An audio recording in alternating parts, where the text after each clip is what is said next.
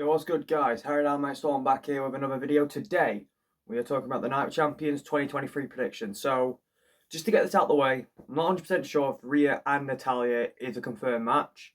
So, if it is, I do apologise. I will not be mentioning it because I haven't been keeping up fully with the storylines because I've been very busy at college. My exams have been coming up. I've got to retake one of them due to a bit of a breakdown, and then also got another exam. So, that's the reason I haven't been fully keeping track with WWE, been focused on my exams. But I've been keeping up with the main stuff because I've been seeing it on Instagram, I've been seeing Ollie and all that.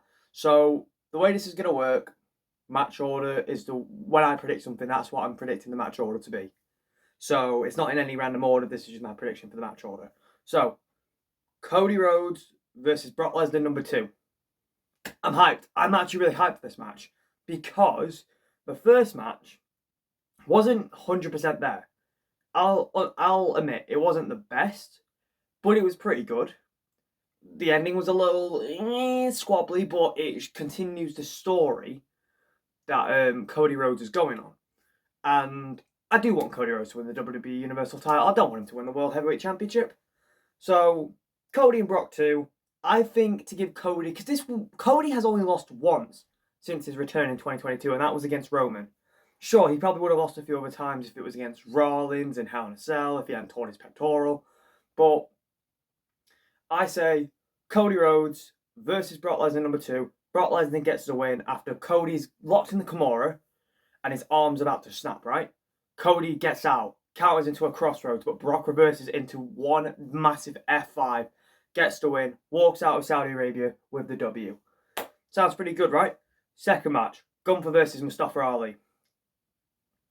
Okay, so this match might seem random, especially since Ali is a free agent, which, by the way, the free agent shit from the draft, like, why? Like, Brock is understandable, and I'd say Omos is understandable, but Ziggler, Alexander, Benjamin, Ali, Corbin, like, what the hell? What are you doing, Triple H? But getting back on track, Ali and Gunther will be a banger, because Gunther can have amazing matches with anyone. Literally, you could face Omos and get a good match out of him. So Gunther and Mustafa Ali will be a really good match. Probably the match of the night, I'd say. Ali is underrated as hell, and I think Gunther is the face of WWE other than Roman Reigns because he is one of the best performers in the world today. So Gunther and Ali will be a slap, quite literally. But I think Gunther will retain. I don't think Ali is going to go around SmackDown and Raw or maybe NXT with the IC title. Gunther's going to keep going with this legendary Intercontinental Championship reign.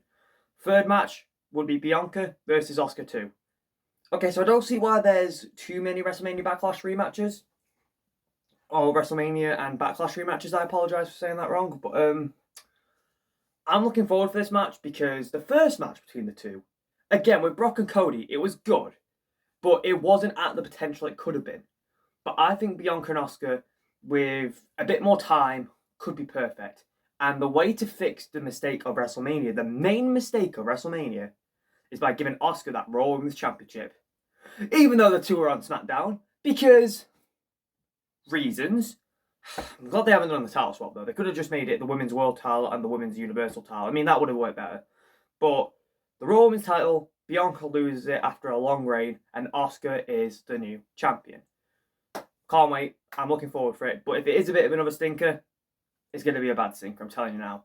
Next up, Trish Stratus versus Becky Lynch.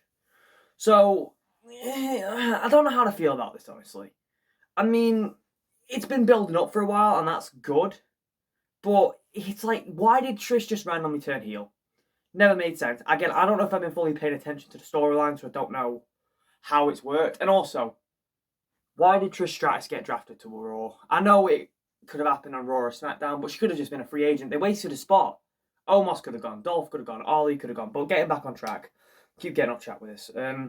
So Trish and Becky, again, Trish at WrestleMania wasn't bad. Same with Lita, but they are way past their prime. So I think this dream match could go wrong, but at the same time, I think it could go well. If Trish has been mostly training for this match rather than the WrestleMania match, then it's going to be completely fine.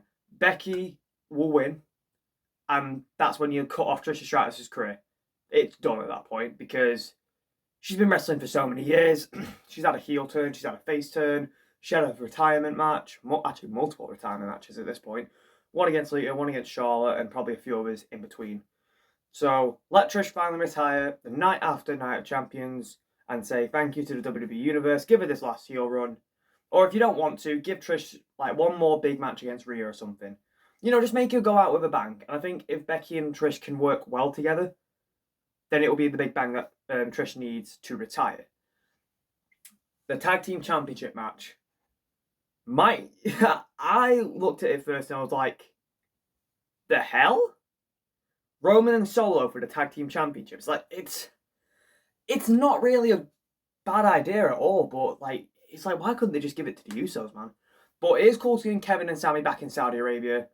Kevin and Sami will retain, I think, because Solo and Roman aren't winning the titles, but I know that could be like, oh, it's Roman's 1,000 day with the Universal title. They're going to ruin him, kind of. They ain't going to ruin it, because I think Solo will just get the pin. Well, he will do, because Roman's not going to get pinned by Kevin Owens and Sami Zayn. He's beat them multiple times. So I think Kevin will hit a stunner on Solo, then Sami will hit the Haluva kick, and that'll be it. Then the main event, again, you can swap these two matches either way around for the main event, but I think the main event will be the World Heavyweight Championship Tournament Finals. And before we get on, I'm going to go on a little rant. Why were SmackDown Superstars booked for the World Heavyweight Championship, which was exclusively on Raw, in the tournament? That's like booking a men in the women's division. Really? Right, getting back on track. Oh, bloody hell, I just had to let that off my chest. AJ and Seth. Recipe for success. That is going to be a banger of a match. Could be the match of the night. But I think that even though this Raw and SmackDown competing for the title, even though it's a Raw exclusive belt, was a bad idea, they did go with a good choice. AJ and Rollins will slap.